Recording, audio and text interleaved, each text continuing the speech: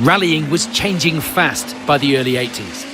Group B regulations were ushering in a new era of high-tech, high-power machines. For Opel, the answer was the Manta 400, a replacement for their successful Ascona 400. Developed in collaboration with Irmscher, the Manta 400 featured a 2.4-litre four-cylinder engine, but instead of four-wheel drive, the Manta retained a rear-wheel drive drivetrain. Despite presenting the documents to the governing body ahead of the 1982 season, a shortage of parts would mean that production fell short of the 200 needed for homologation, and it wouldn't be until the end of 1982 when that number was achieved. By this time, it would already be clear that the Audi Quattro with its turbocharged four-wheel drive was dominating the stages and would be hard to match in the normally aspirated rear-wheel drive Mantas. Even so, the Manta did score some notable results. Jimmy McRae finishing third on the 1983 Lombard RAC Rally. Rauno Aaltonen taking second on the grueling 1984 Safari Rally. And the Manta collected stage wins and podiums across Europe. But a WRC victory would always elude this iconic car.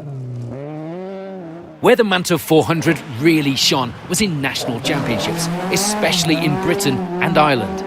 In the British Rally Championship, Russell Brooks claimed the 1985 title in the instantly recognisable Andrews Heat for Hire Manta, taking memorable victories, including the Manx International Rally.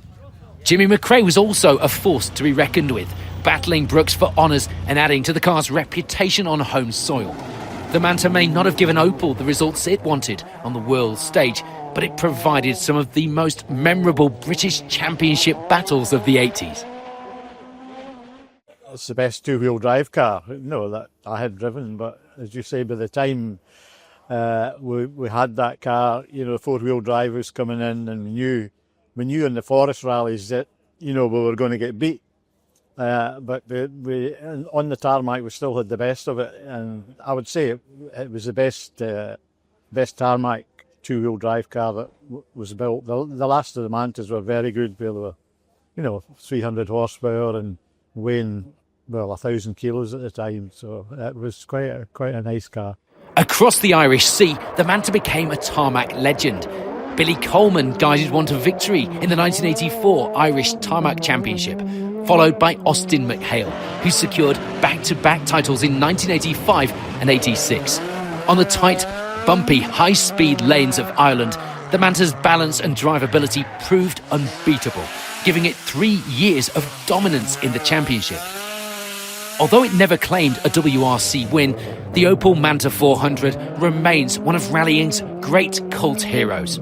It was the last of the truly competitive rear-wheel drive Group B cars, a machine that thrived when the roads and the drivers suited its character. And with the likes of Brooks, McRae, McHale and Coleman behind the wheel, it etched its place into the sport's history.